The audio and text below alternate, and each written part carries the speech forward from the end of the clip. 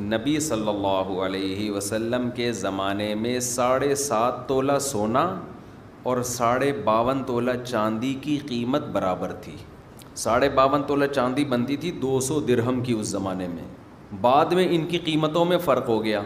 अब जब कीमतों में फ़र्क हुआ तो फिर 7.5 तोला को असल निसाब बनाया जाए या 52.5 तोला चांदी को। तो फ़ुक़हा ने फिर इज्तिहाद किया है। इज्तिहाद ये किया है कि भाई ज़कात इस्लाम में नमाज के जैसा रुकन है, नमाज के बाद सबसे बड़ा रुकन है, और इस्लाम में ख़र्च करने की तरगीब, गरीब का बहुत ख्याल किया गया है। तो इसलिए चांदी को निसाब बनाने में किसका फ़ायदा है? गरीब का फ़ायदा है।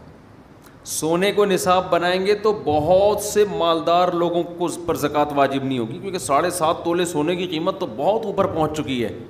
तो इसलिए असल निसाब 7.5 तोले अब नहीं है, पहले था, लेकिन किताबों में वही लिखा आ रहा है तो अब लोग उसी को फॉलो करते चले जा रहे हैं। अब तो ज़मीन आसमान का फ़र्क पड़ गया कीमतों में।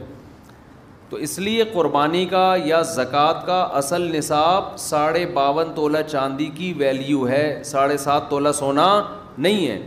7.5 तोला सोना उस वक्त होगा जब आपके पास सोने के अलावा कुछ भी ना हो, सोने की ज़कात सोने ही में से निकल रही हो, फिर हम हदीस के ज़ाहिर पर अमल कर लेते हैं। फ़ुक़हा इजाज़त देते हैं कि आप हदीस के ज़ाहिर को ले लें, लेकिन ऐसा होता नहीं है। सोने के साथ 1 रुपया भी आपके पास है तो फिर वैल्यू देखी जाती है, और वैल्यू में असल क्या है?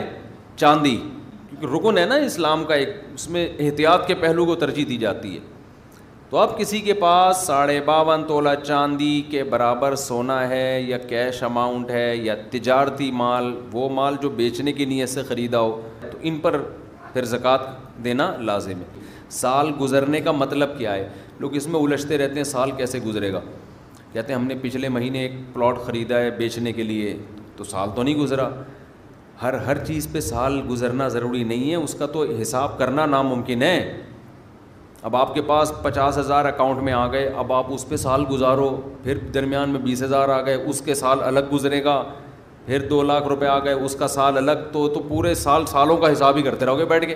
तो इसलिए एक तारीख़ जब एक दफ़ा साहिब निसाब बन गए, इस्लामी तारीख़ को नोट कर लो। अगले साल देखो कितने पैसे हैं, एक दिन पहले जो आ गए वो भी काउंट होंगे, 1 महीना पहले कोई प्लॉट ख़रीदा वो भी उसमें काउंट होगा।